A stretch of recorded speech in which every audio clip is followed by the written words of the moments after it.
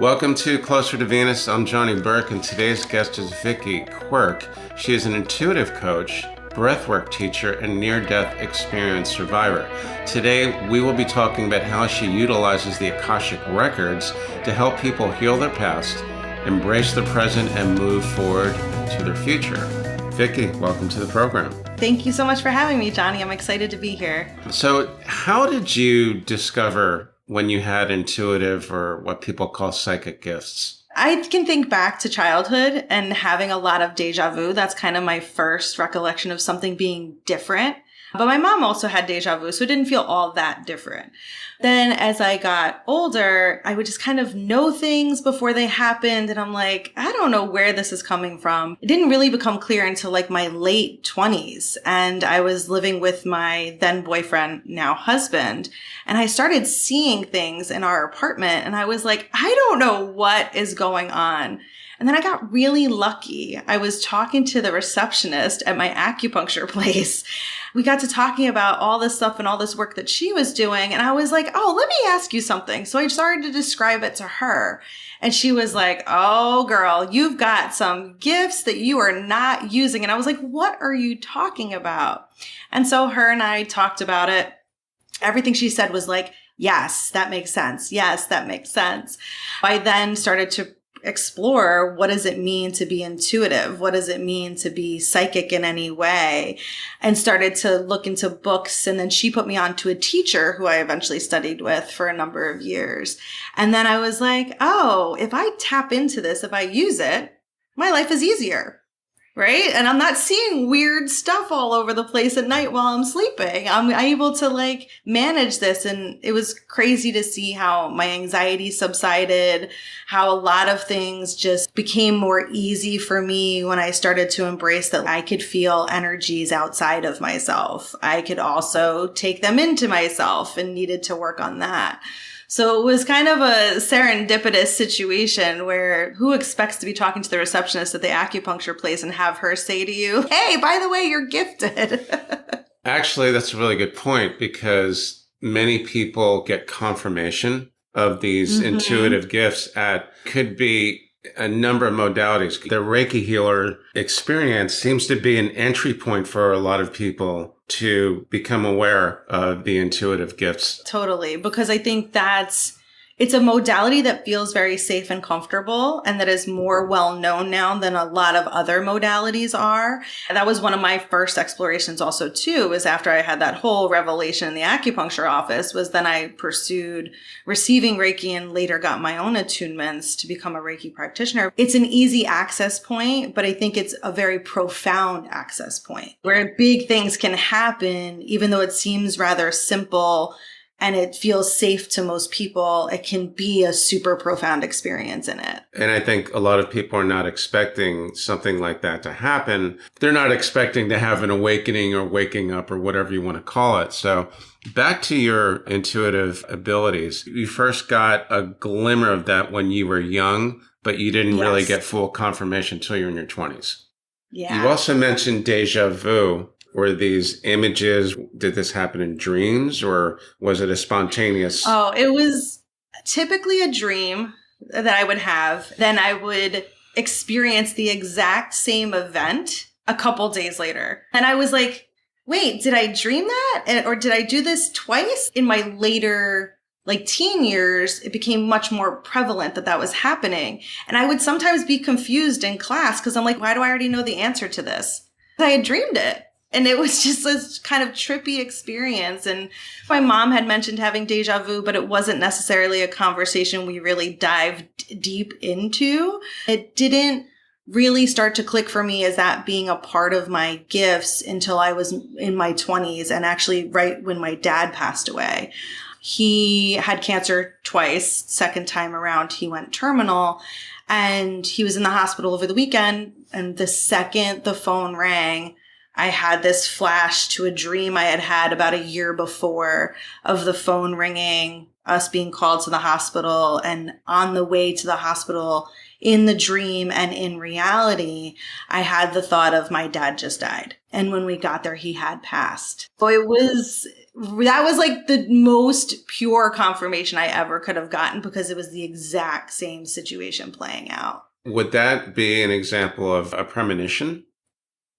Yes. Yes. I see it as that. That one feels more premonition, and other events that I've had happen feel more like a premonition, while others are deja vu. Others are like, oh, I've seen this somewhere. Oh, in my dreams, or a similar situation. I used to teach Pilates for 10 years. So when you do something all day long for hours a day, it's easy to dream about it and process it. That piece was really interesting for me, because there'd be times I was teaching a client and I'm like, wait, did I teach them the left side of this exercise in my dream, or did I teach it to them just now, and have to really kind of like navigate it? But that felt more deja vu. That was less about it being I saw something coming, and more about somehow I knew that day I was going to teach those exercises. It feels less dramatic. Deja vu, would that be like dreaming about a place that you've seen before, but Viki's never really been there? Have you had experiences like that? Yeah. Actually, this house that we're currently living in, I had that same experience. It's been interesting for me that so much of what's happened for me has been the times of difficulties, of times of trauma, that's kind of standard, I think, because the veil is thin. And when you're not in your body, you can pick up on a lot more things. I think it was more of me stepping into myself as a person, particularly my late 20s. My guides were like, hey, it's time for you to embrace these things. It's time for you to utilize these for yourself and to share these gifts with others. That was almost like a coming home moment for me, to start to say like, oh, I can have this stuff happen. And at that point in my late 20s, I had a couple teachers I was working with. I wasn't alone in it. Because I think the other thing is people have these things happen and they feel very alone in it, because we're not living in a society where it's typical. My kids are growing up with it more than I did. It's not typical for parents to say, hey, if you ever feel these things, or you have a sense of knowing, or you hear things that you don't see in the room with you, that's okay. Those are psychic gifts. That's not a conversation anybody's having. Not really. That's almost like if you're sitting around the dinner table, you can say, great, what past life memories do you have, Jimmy? Or, hey, did you have an awakening experience? You're right. We don't really have those kind of discussions. They're not really commonplace. You had just mentioned guides. I imagine that is a reference to spirit guides, right? Yes. What was your first experience with your guide or your guides? And how did that happen? What did they look like? And did you even know their names? That's been an interesting experience for me. So my primary psychic skill is claircognizance. So I just know things. So when people will ask me, oh, what do my guides look like? Good question. I don't necessarily know what they look like. I don't have that clear visual of them, but I know what they're like in their energy, or what they feel like to me. Sometimes there will be a face or something that I know. It was in my early 20s. I was about to go on a date with a guy, and I got this very male voice in my head that said, this is not a good idea. Turned out it wasn't a good idea, and I should have listened. But wow. Back then I didn't know, right? But it was like, whoa, what was that? And that's happened to me a couple times, where there'll be this knowing that I'm hearing a voice.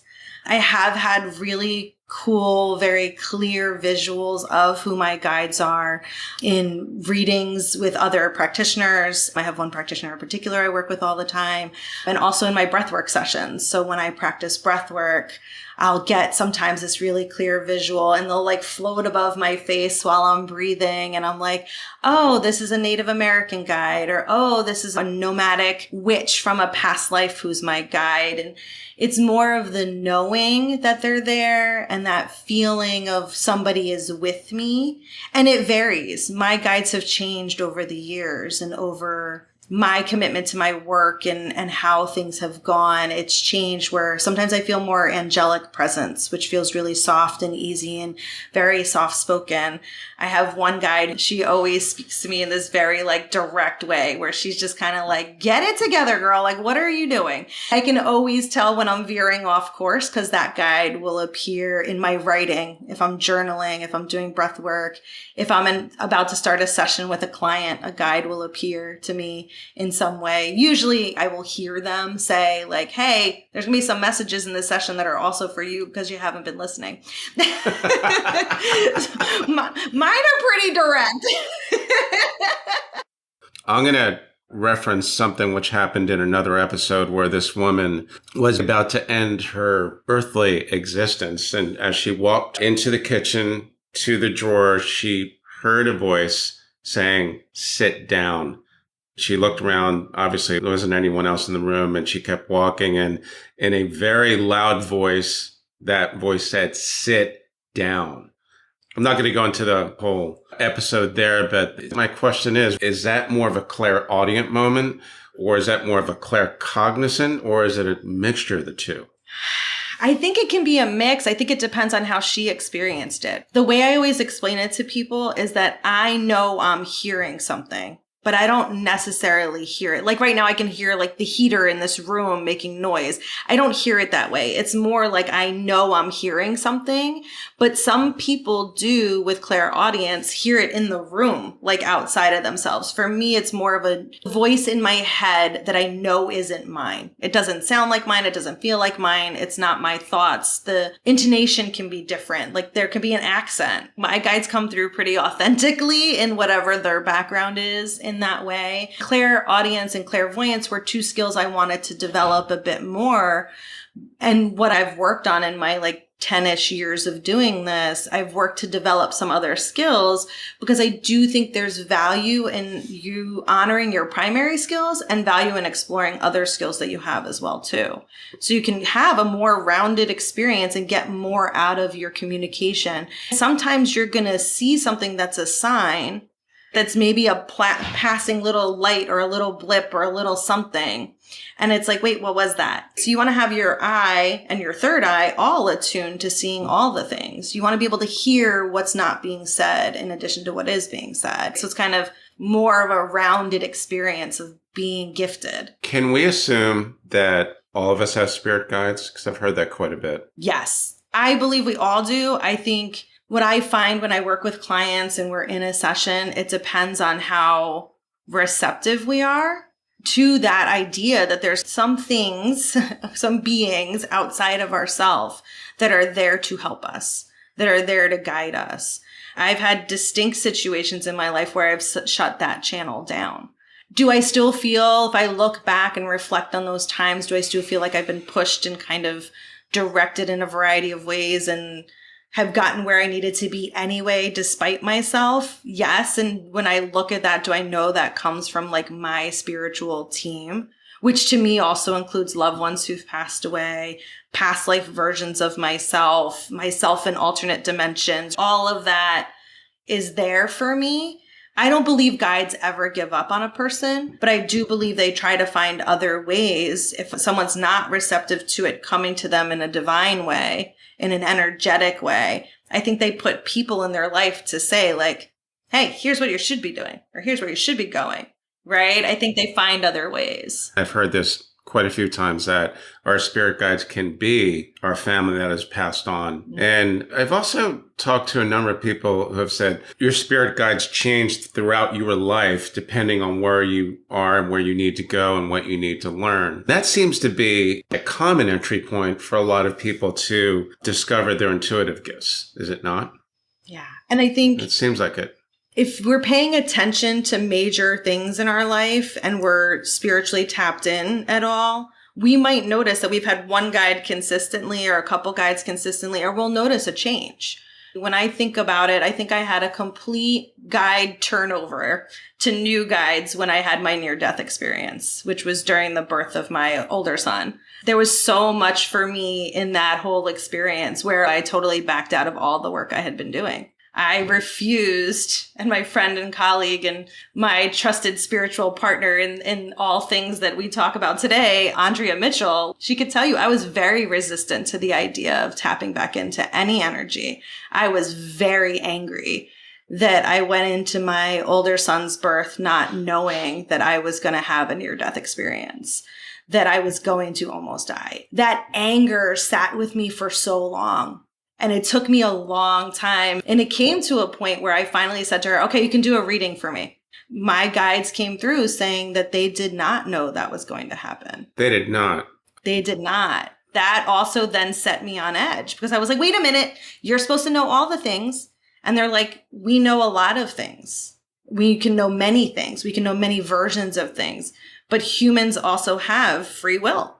And there was choices that were made during your birthing process that led to this thing happening you didn't have in your soul's blueprint. And at that point, my soul that I was born with exited my body and I had a soul walk-in happen, which I didn't know any of this at the time. This all became known to me in processes literally years after the fact.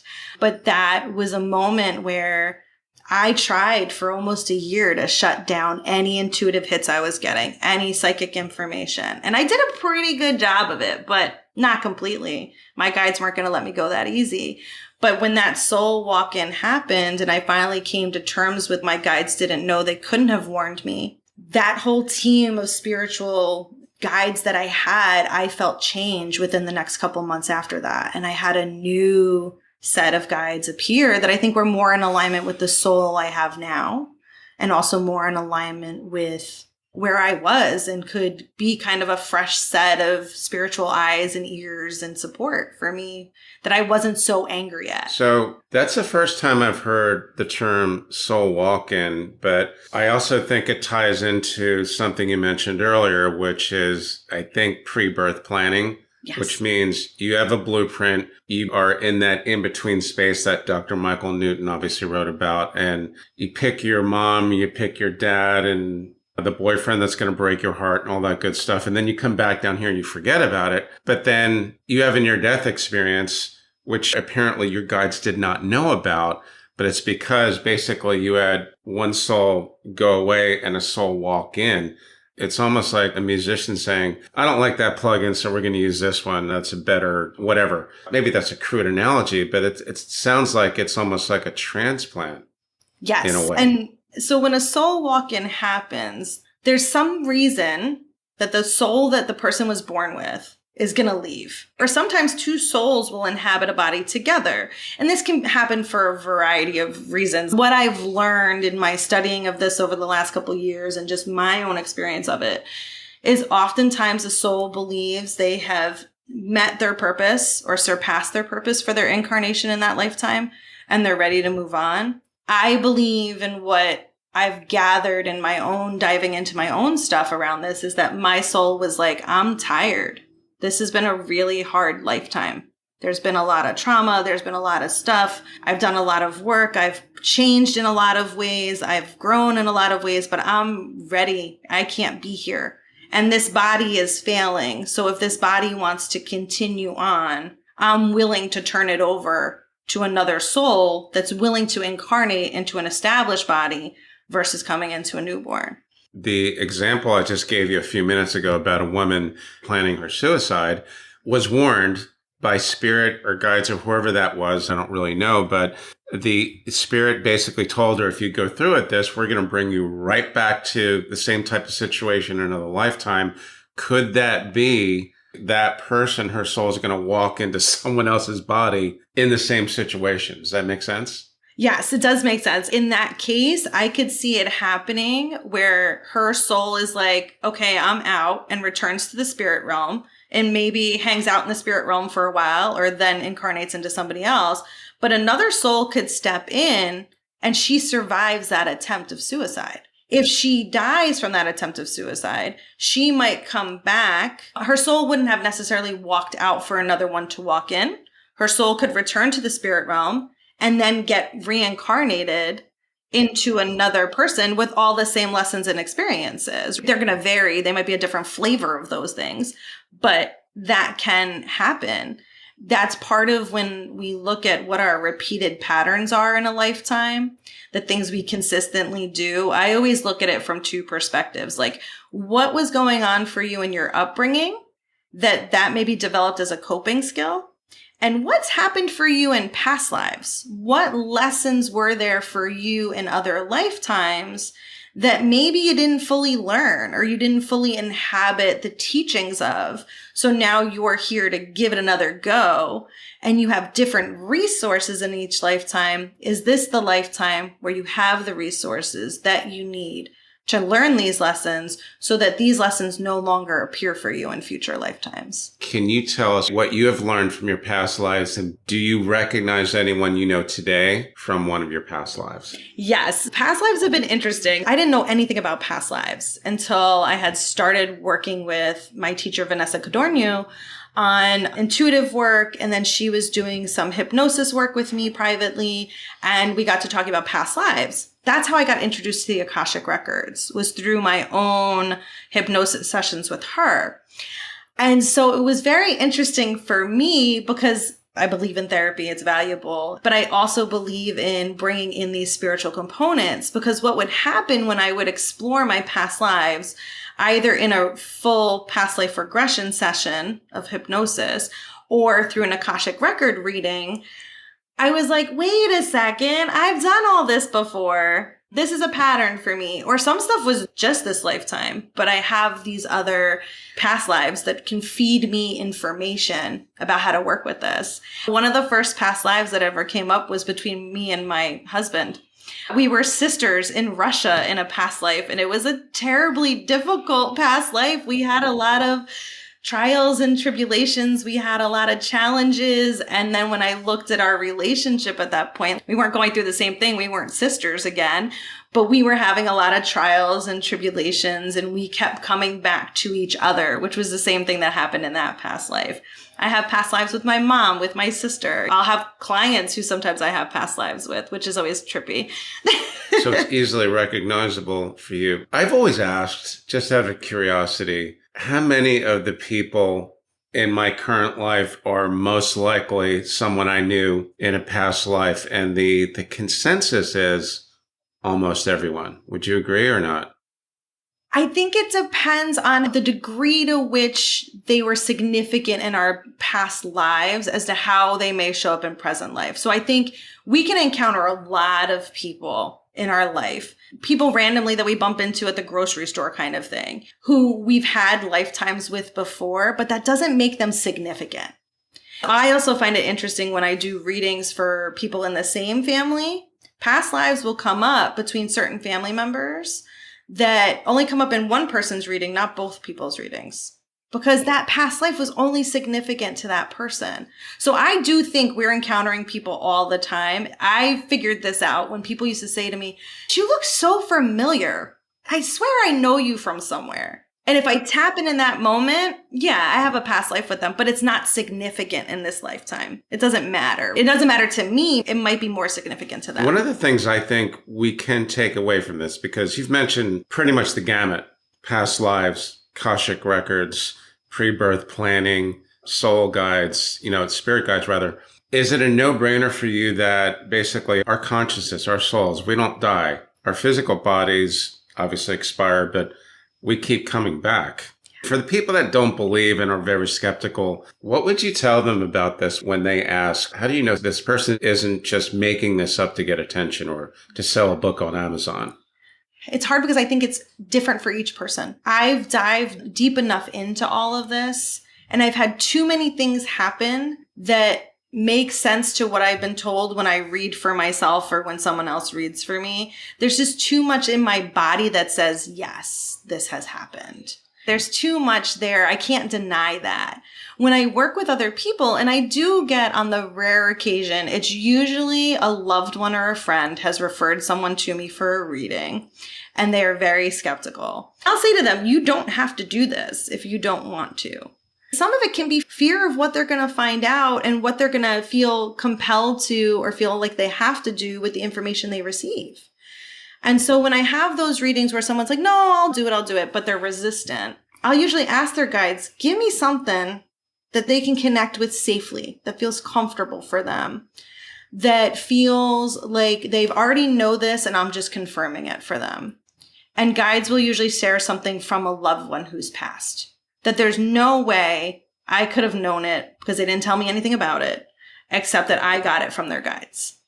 And then I can start to build that trust and that rapport. And then people start to make their own connections, which is the most beautiful thing in a session to see, is to see the person say, this is connected to this and this is connected to that. Then they start to open up to the idea of a past life. I find it easiest in that supportive and safe space to have that conversation. When I'm out kind of about in the world, most people will ask what I do and I'll say, I'm an intuitive coach. And they're like, what does that mean? And I'll get to talking about it. And then I see people glaze over. That's okay. I don't push it. But if people are curious and they ask about it, I'll say, tell me some things that have happened in your life that feel like you've done them before, but you hadn't really. And that's when they can start to really connect to, they're like, yeah, I got drawn to playing the violin, but it makes no sense. No one in my family is musical. No one I know even knew what a violin really was besides like some squeaky string instrument. But if I ask them, do you feel like you've done this before? They say, yes, I feel like I've done this 1,000 times. It doesn't make any sense.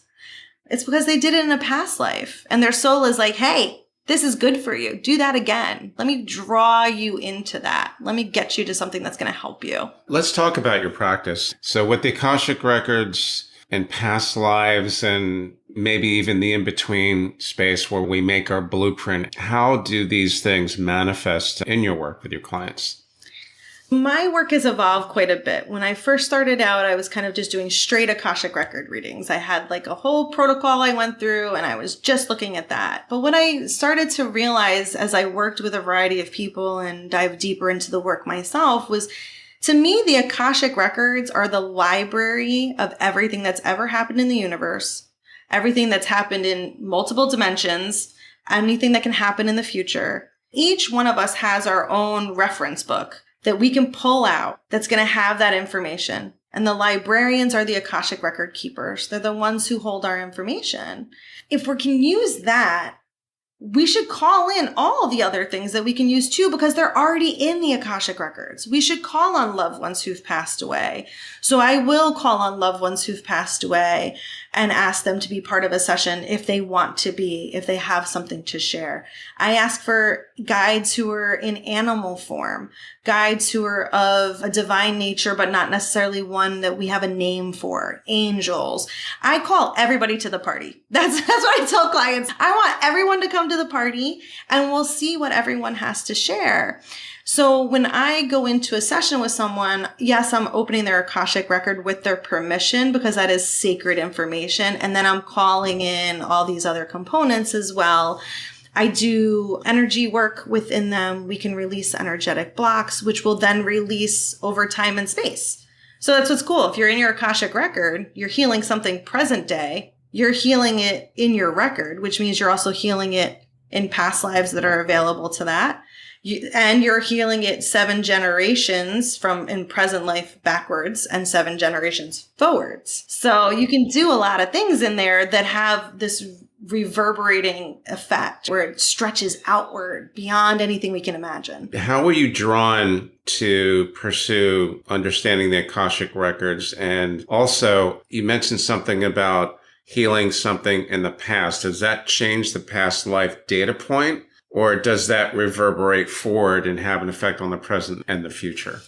So my draw to it came from my teacher, Vanessa. When I worked with her, it just made so much sense to me. And it started to fill in gaps and blanks that I couldn't fill in with therapy. So it was like the work that I was doing on myself, I would kind of stall out on some things. But as I started to explore my own past lives, I was like, wait, I didn't resolve this in that past life. So that energy, there's like this cord or a tube where I kind of think of it like a little hamster's house with all those little tubes that run around. So we're like in the base in our present life of that tube, and we can have energy running back and forth between past lives. So I'm like, oh, I didn't resolve this back then. So if I energetically work on it, what was the story of that past life? What was happening then? what does that past life version of me need to hear or have happen in order for him or her to feel complete, so I can stop having that flow of energy back and forth. So if I work on it that way, this is amazing. Then my present life also changes. So we can get all that information about the past life. We can always access that story. We can always access the lessons and the woundings and all of that time, but we don't need it affecting us in the present. So we can heal it to the best that we can now. Past lives, sometimes those versions of ourselves do not want to have something healed. They are stuck in that. If that's the case that comes up for myself or somebody else, we work to then seal off that connection to the past life that's bringing energy into present, that's affecting present. And we can still access all that information, but we don't have that feeding of energy coming through. We can leave that past life where it is. But we are also then able to heal and change what comes going forward. People always get caught up in the idea that if you've healed something, that means you're done. You never see it again.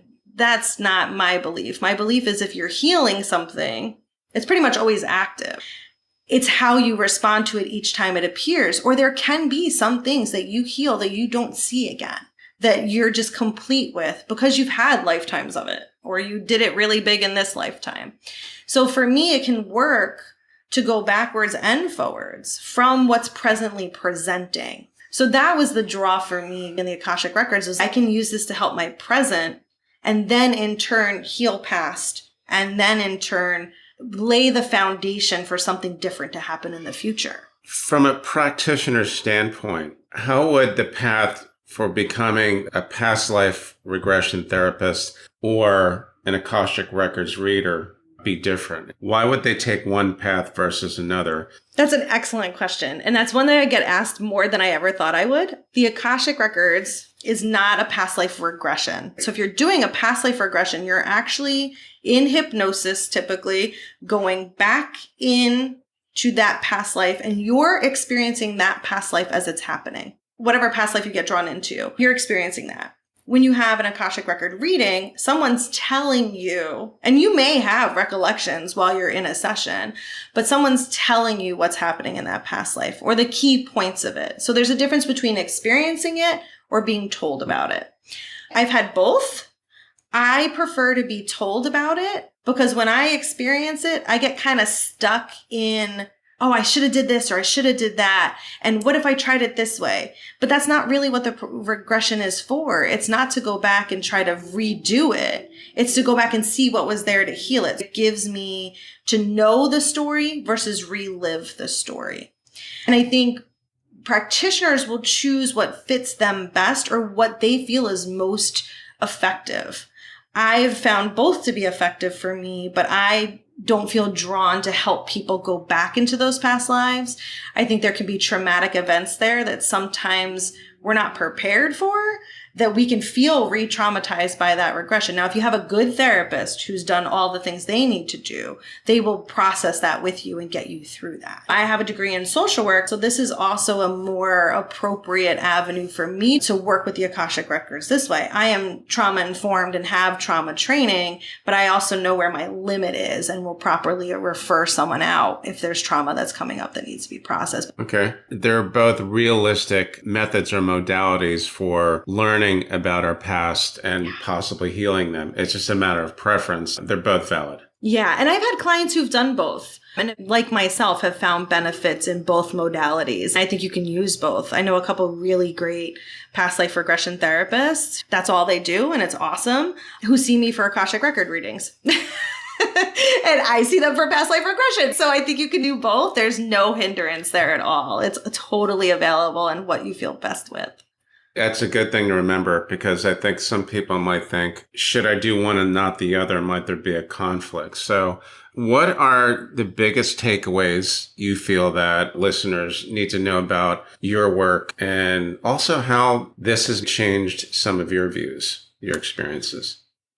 Wow. So that's a big question. My focus is always with my work on meeting the person where they are in their life right now and helping them to unravel what's already happened so that they can comfortably stand in their power to move forward. It's important that I build the trust and rapport with the person I'm working with, but also that I teach them some skills so that they can tap into whatever they define for themselves as their spiritual team, the universe, God, whatever it is for them, that I can help to teach them some skills to do that so that they can build the trust in their self, in their intuition, and in their relationship to source, spirit, God, their guides.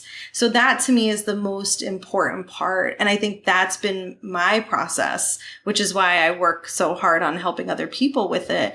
My process has been learning to trust myself, learning to trust that what I see and hear and know is truth, even if other people don't see it that way. I think that's true if we're talking about something spiritual or just something we've experienced in our life. This work has allowed me to grow beyond the human experience, to see where I am a soul having a human experience, which is kind of cliche to say. I feel like everybody says that these days. But for me, it's also been that evolution of I'm choosing to be here right now in this body. I should make the most of this human experience, and I can access this other information that helps me to be in this human experience. It doesn't have to be one or the other. We don't have to be fixated on where's my soul going next. We got to be where we are and work on these things, because otherwise our soul's just going to do it again. So why not work on it and have a different experience next time around? Very good point. Viki, thanks so much for joining us today. Excellent information. How could our listeners learn more about you online? My website, which is vikiquirk.com. It's VIKIQUIRK.com. And I'm on Instagram. That is Viki, VIKI_Quirk, QUIRK. Excellent. I will put that in the show notes and the transcript as well. You've been listening to Closer to Venus. I'm Johnny Burke. If you enjoyed today's episode, please consider subscribing. You can also leave us a review on iTunes as well. Thanks again for tuning in, and we'll see you next time.